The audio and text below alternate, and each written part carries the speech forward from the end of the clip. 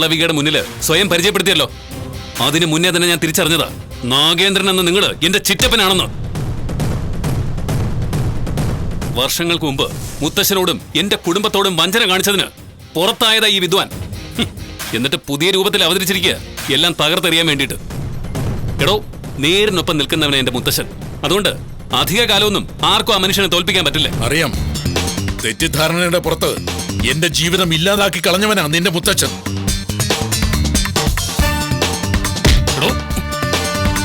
തെറ്റിദ്ധാരണ ഉണ്ടാക്കുന്നതും ആൾക്കാരെ തമ്മിൽ അടിപ്പിക്കുന്നതൊക്കെ താനും തന്റെ മോനുമാണോ? തന്നെ പടിയിറക്കി വിട്ടതുപോലെ അവനെ അനന്തപുരി തറവാട്ടിൽ നിന്ന് പുറത്താക്കേണ്ട സമയം കഴിഞ്ഞു. എന്നിട്ടും എന്റെ ഭാര്യയുടെ ചേച്ചിയാണല്ലോ അവന്റെ ഭാര്യ എന്ന ഒറ്റ പരിഗണനയില് അവനെ ഇപ്പോഴും നിലനിർത്തിയിരിക്കുന്നത്. കഥകളൊക്കെ അവൻ പറഞ്ഞു കാണുമല്ലോ. വീട്ടിലെ ചന്തുമോളെന്നൊരു കുട്ടിയുണ്ട്. ഇപ്പൊ ആ മോള് അവളുടെ അമ്മയ്ക്കൊപ്പ വെക്കേഷൻ ആയതുകൊണ്ട്. ആ കുഞ്ഞ് സ്വന്തം മോന്റെ ചോര തന്നെയാ. അതുപോലെ നിങ്ങൾക്ക് എത്രടുത്ത് മക്കളുണ്ട്? എത്ര ഭാര്യമാരുണ്ട്? എനിക്ക് ഒരേ ഒരു ഭാര്യയുള്ളൂ, ജലജ. സ്വന്തം സുഖത്തിനും സന്തോഷത്തിനും വേണ്ടി എന്നെ തള്ളിക്കളഞ്ഞ ജലജ. അതിൽ 2 മക്കളുണ്ട്, അഭിയും അവന്തികയും. അവന്തിക ഇപ്പൊ നിങ്ങളുടെ പക്ഷത്തായതുകൊണ്ട് ഞാൻ അവളെ കാണാനോ വിളിക്കാനോ ശ്രമിച്ചിട്ടുമില്ല. എങ്കിലും എന്റെ മക്കൾക്ക് വേണ്ടി മാത്രമാണ് ഞാൻ ജീവിക്കുന്നത്. ഏൻ ജുവലറിയുടെ അവന്തികയും അഭിയുമാണ്. മക്കളോടുള്ള എന്റെ സ്നേഹം കൊണ്ടാണ് ഞാൻ അങ്ങനെ ഒരു പേരിട്ടത്.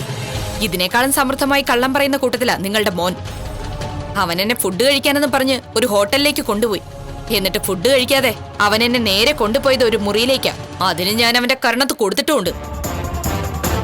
ഏൻ ജുവലറിയുടെ തലപ്പത്ത് ഡേവിഡ് അല്ലാതെ മറ്റൊരാളുണ്ടെന്ന് ആദ്യം പറഞ്ഞത് എന്റെ മുത്തശ്ശന്. ഏതോ ഒരു ശത്രു എല്ലാം തകർക്കുന്ന വാശിയിലെത്തിയെന്ന് പറഞ്ഞതും മുത്തശ്ശൻ തന്നെയാണ്.